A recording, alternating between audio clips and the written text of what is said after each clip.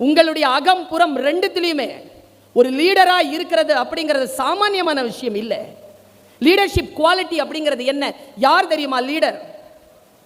செங்கோல் பிடிப்பதற்கு யாருக்கு தெரியுமா தகுதி இருக்கிறது?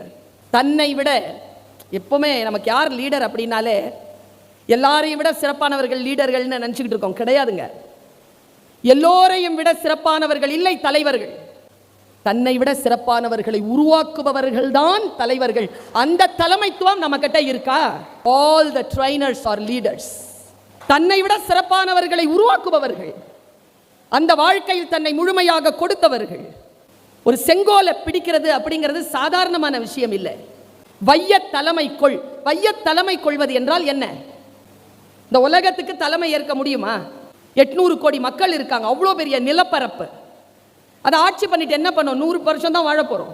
இந்த பூமி பல்லாயிரம் கோடி வருடங்கள் வாழக்கூடிய அத்தனை தகுதிகளையும் பெற்றது. ஆனால் இந்த பூமியை ஆள வேண்டும் என்றால் என்ன செய்வது? அடிப்படை தகுதியை ஒரு விஷயத்தை சொல்லிடுறேன். நீங்கள் எந்த துறையை சார்ந்தவர்களாக இருந்தாலும் அந்த துறையை ஆள்கின்றவர்களாக நீங்கள் இருந்தால் நீங்கள் உங்கள் உலகத்தில் தலைமை ஏற்றிருக்கிறீர்கள் என்று பொருள். யார் மிக முக்கியமான லீடர் தெரியுமா? நீ என்ன வேணாலும் பேசிக்க, பிளக பிடுங்கிட்டா என்ன பண்ணுவேன்?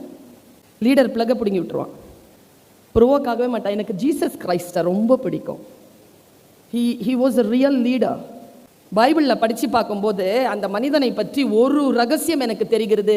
he is the man of no mood. பொது வாழ்க்கைக்குன்னு வந்துட்டதுக்கு அப்புறமா, லீடரா இருக்கணும்னு வந்துட்டதுக்கு அப்புறமா நீங்க மூடியா இருக்க முடியாது. உங்களை யாரும் சிரிக்க வைக்கவோ, அழ வைக்கவோ, சண்டை போட வைக்கவோ, கெட்ட வார்த்தைகள் சொல்ல வைக்கவோ, தேவையற்ற வாக்குறுதிகளை சொல்ல வைக்கவோ முடியவே முடியாது. You already determined. அவன் செங்கோலை பிடிப்பதற்கு தகுதியானவன். எதை நீங்கள் உருவாக்கவில்லையோ அதை உங்களால் புரிந்து கொள்ளவே முடியாது. எதை நீங்கள் டீச் பண்றீங்களோ அதனுடைய ஆழமான விஷயங்களை உள்ளுணர்வில் போட்டு அசைத்து ஜீரணித்து அதை நீங்கள் உருவாக்கியதற்கு பிறகுதான் நீங்கள் அடுத்தவர்களுக்கு அதை சொல்ல முடியும். அப்பொழுதுதான் அந்த விஷயத்தை உங்களால் புரிந்து கொள்ள முடியும். A man of no mood, listening anything without losing a temper. இந்த குவாலிட்டி நம்ம கிட்ட வந்துருச்சுன்னு வச்சுக்கோங்களேன், எந்த துறைக்கு போனாலும் அந்த துறையில நீங்க ஆட்சி செலுத்துவீர்கள். அது அரசியலாக இருந்தாலும், கல்வியாக இருந்தாலும், அதிகாரத்துறையாக இருந்தாலும், முழுமையான ட்ரைனிங் பெற்றவன் can rule the world. அவர் செங்கோலை பிடிக்கலாம். 3 விஷயம் சொல்லித்தரேன் இன்னைக்கு. 3 விஷயத்தை செட் பண்ணுங்க. Goal, grit, gratitude. Grit means hard work. ஒரு கோல் வைங்க, ஹார்ட் ஒர்க்கை அதற்காக எக்ஸிக்யூட் பண்ணுங்க, கிராட்டிடியூட்ல இருங்க. Gratitude is a magic powder. It's a magic powder. எங்க வேணாலும் நீங்க தூவுங்க, நீங்க என்ன நினைக்கிறீர்களோ அந்த ரிசல்ட் உங்களுக்கு வரும். ஹேவ் கிராட்டிடியூட், நன்றி உணர்வு. இது 3 இருந்தா யூ பிகம் ஜீனியஸ். எந்த ஒரு சுதந்திரத்தையும் பொறுப்புணர்வோடு பயன்படுத்துங்கள். எந்த சுதந்திரம் உங்களுக்கு அளிக்கப்பட்டாலும், பெண்ணுக்கு சுதந்திரம் அளிக்கப்பட்டு இருக்கிறது, அது எனக்கான பொறுப்புணர்வு. அந்த பொறுப்புணர்வில் தான் அந்த சுதந்திரத்தை நான் பயன்படுத்த முடியும். நான் என் பொறுப்புணர்வில் இருந்து நகருகின்ற பொழுது என் சுதந்திரம் வன்முறையாக மாறும். இந்த விஷயங்களை மட்டும் தெரிஞ்சுக்கிட்டீங்கன்னா லீடர்ஷிப் உங்களை சேரும். யாரை நாம் தெரிந்து வைத்திருக்கிறோம் என்பதிலே கவனம். ரத்தன் டாட்டாவும் புகழ் பெற்ற நடிகர் அமிதாப் பச்சன் அவர்களும் ஃப்ளைட்ல ஒண்ணா உட்காந்துட்டு போறாங்க. ரத்தன் டாட்டாவுக்கு அமிதாப் பச்சன் யாருன்னு தெரியல. வரலாறு படிச்சிருக்கீங்களா? தெரியல. கீழே இறங்கின உடனே எல்லாரும் அவரை ரொம்ப விசாரிச்ச உடனே டாட்டா கேட்டாராம், யார் இவருன்னு. இவர் தான் அமிதாப் பச்சன். ஓ அப்படின்ட்டு போயிட்டாரா. அதனால தான் அவர் ரத்தன் டாட்டா. லீடர்ஸ் கொஞ்சம் ஹட்கே யோசிங்க, கொஞ்சம் வித்தியாசமா யோசிங்க. எல்லாரும் யோசிக்கிற மாதிரி யோசிக்கிறவன் இல்லை லீடர். எல்லாரும் வாழ்க்கையை செலவழிப்பது போல் செலவழிப்பவன் இல்லை லீடர். வலிமையுடன் வளைந்து கொடுங்கள். பலே, வளைந்து கொடு, ஆனால் உடைந்து விடாதே. வலிமையுடன் வளைந்து கொடு. ஒரு லீடர் வலிமையுடன் வளைந்து கொடுக்கிறான், அவன் உடைந்து போவதே இல்லை. 10 மணிக்கு பேச கூப்பிட்டீங்க, என்ன மேடை கொடுக்கும்போது மணி 11:35. பல தடவை சொல்லியிருக்கேன், ஆளை கடத்துறவனை கூட மன்னிச்சிடலாம், நேரத்தை கடத்துறவனை என்ன செய்யறது? இந்த உலகத்தில் மறுபடியும் பெற்றுவிடவே முடியாதது உயிர் போன்றது நேரம் மட்டும்தான். அதை யார் மரியாதை செய்கிறார்களோ அந்த நேரம் நமக்கு மரியாதை செய்கிறது. ஆன் டைம், ஆன் டேட், அந்தந்த வேலைகளை செய்ய வேண்டும். நான் இன்றைக்கு உங்களுக்கு ஒரு அற்புதமான ஒரு விஷயத்தை கடத்திட்டு போறேன். நமக்கு என்னங்க வேணும்? இங்க வாழற உயிருக்கு என்ன வேணும்னு நினைக்கிறீங்க? தெரியலீங்க, நமக்கு எல்லாம் அப்டிராக்டா சொல்றோம். கடவுள்வா? கனவு வேணுமா? 2 விஷயம் இருக்கு தம்பி கனவுல. ஒரு கனவு கனவு, ஒரு கனவு இலக்கு. ஒரு கனவு ஆழ்ந்து தூங்கினா வந்துடும், இன்னொரு கனவு ஆழமாக தூங்க விடாது. நமக்கு ஆழமாக தூங்க விடாத கனவு வேணுங்கிறாரு ஏபிஜே அப்துல் கலாம். அதில் அவர் சொல்கிற அந்த வார்த்தையை சொல்லும்போது ஒரு வார்த்தையை சொல்வார். கனவு என்பது உன்னையும் என்னையும் உறங்க விடாமல் செய்வது அப்படிம்பார் அவரு. இதில் எனக்கு ரொம்ப பிடிச்சது என்ன தெரியுமா? அப்படி சொல்லும்போது அவருக்கு 75 வயசு. கனவு என்பது உன்னைன்னு சொல்லலை, உன்னையும் என்னையும் பாருங்க. He is a teacher, he is a leader.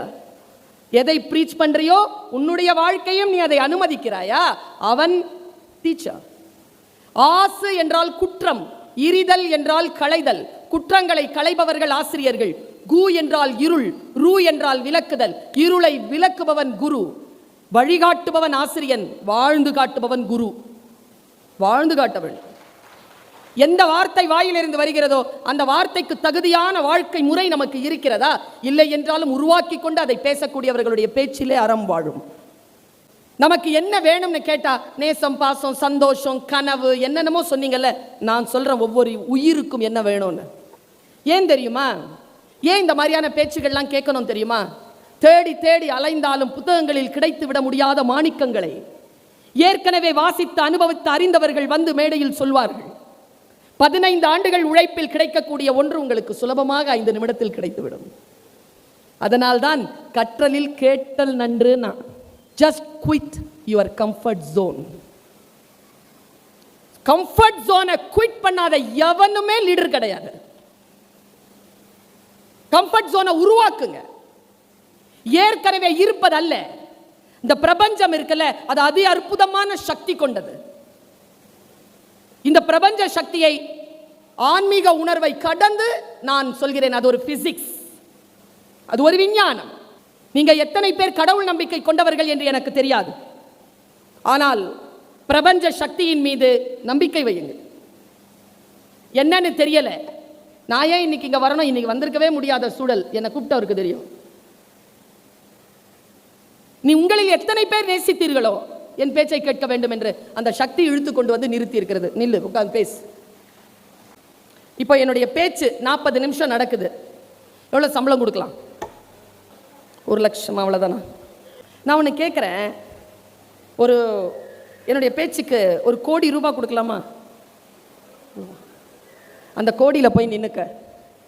கோடி ரூபாய்லாம் கொடு. நான் ஒன்று கேட்குறேன், உங்கள் வாழ்க்கையை மாற்றக்கூடிய ஒரு சொல்லை எடுத்து கொண்டு வந்து பல 100 கிலோமீட்டர்களை கடந்து வந்து ஒரு பெண் நாபி கமலத்திலிருந்து என் மூச்சு காற்றை எடுத்து இனி அளவிலும் என்னால் சம்பாதித்து விட முடியாத என் வாழ்க்கையின் மணித்துளிகளை உங்கள் வாழ்க்கையை மாற்றுவதற்காக கொடுத்து கொண்டிருக்கிறேன். எனக்கு 1 கோடி ரூபாய் சம்பளம் கிடையாது.